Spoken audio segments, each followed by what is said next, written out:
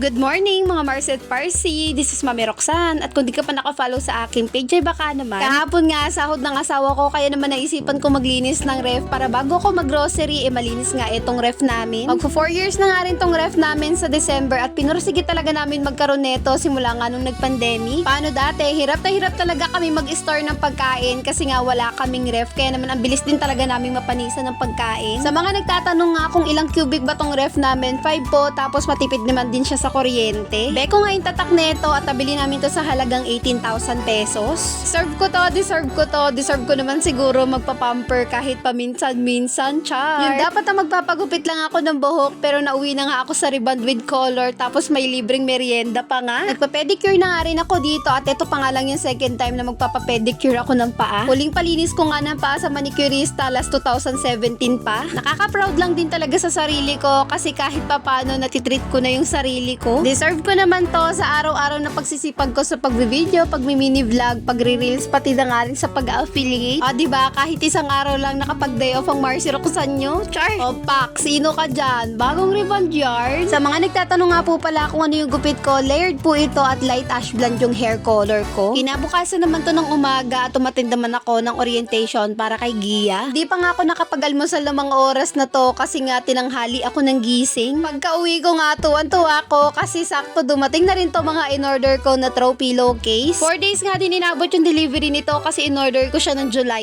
8. Grabe, sobrang tuwa-tuwa talaga ako ng mga oras na to kasi ang gaganda talaga lahat ng design. Sa sobrang gaganda, hindi talaga ako makapili kaya naman umorder ako ng tag-iisang design. Uunahan ko na kayo mga medyo pricey talaga tong throw pillowcase na to pero worth it naman kasi napaka-aesthetic talaga. 299 pesos yung isa nito pero dahil sa Orange Shop video ako nag-checkout kaya naman nakaless ako ng 90 pesos bawat isa. Pagka gustong-gusto ko kasi talaga yung gamit, ginagawan ko siya ng video para maka-discount ako kada checkout. Yung tela pala neto, parang katsa siya na makapal. Alam niyo yung sako ng harina? Sa sobrang daming ang design, halos lahat gusto ko talaga. Kaso nga lang pera na lang ang kulang. Char! Sa mga nagtatanong nga kung kamusta ba yung ginagamit ko na thermos, nung una maganda pa siya, tumatagal pa yung init. Kaso nga lang katagalan, ang bilis ng lumamig ng tubig. Sakto nga nag-reco sa akin si Daily Life ng ganitong thermos kasi ito rin yung ginagamit niya. Ang sabi niya nga sa akin, kahit 3 days na mainit pa rin yung tubig. Sabay nga kaming umorder ni Mami Jean pero mas nauna sa kanya ng 2 days at sabi niya nga 2 days na sa kanya pero ang init pa rin ng tubig. Kaya naman kung naghahanap kayo ng thermos na pang matagalan talaga yung init, nako mga mi, wag na kayo magdalawang isip, mag-checkout na kayo nito. Yung link ta sa comment section. Pagkatapos nga niyan for the unboxing pa rin ng person, eto namang hodek yung in-unbox ko. Saktong-sakto din talaga to kasi nga malapit ang magpasukan yung mga bata at kung naghahanap ka nga ng pangmabilisan talagang pamplansya ng uniform, nako ito na yung perfect sa'yo. Eto kasi kahit nakahanger yung uniform, pwede mo na siyang plansyahin kasi 2-in-1 na nga rin siya. Pwedeng nakalapat yung damit, pwedeng nakahanger. Tuwa nga ako dito kasi napaka-aesthetic ng color niya tapos ang cute niya lang din talaga. At kung isa ka nga sa mga mahihilig mag-travel tapos gusto mo laging planchado yung OOTD mo, nako perfect to kasi kasyang-kasya lang sa bag. Na-adjust na nga rin pala yung init nito mula sa 1 hanggang 5 depende nga kung ano yung tela na paplansyahin nyo. Maganda yung ganito kasi iwas sunog talaga. Daanan mo nga lang to ng steamer, tanggal na kagad yung lukot. At sa mga magtatanong, Mami Roxanne, nasan yung link? Alam nyo na, nasa comment section. Pagkatapos nga, pumunta naman kami ng asawa ko dito sa Save More dahil magwi-withdraw nga kami ng sahod niya. Pero bago yan, tumingin-tingin muna ako dito ng mga sanyang furnitures. Naghahanap kasi ako ng ipapalit ko dun sa TV rack ko na lumulundo na pero hanggang tingin muna ako ngayon kasi wala pa akong budget. Pagka uwi naman namin, nag-asikaso naman ako netong panghapunan namin. Mag-air fry nga lang pala ako ng manok. Na-marinate ko na nga rin pala tong chicken na to tapos sinalang ko na nga rin siya dito sa air fryer oven ko. Tinet ko nga lang din yan sa air fry 190 degrees at 45 minutes. Kaso nga lang after 45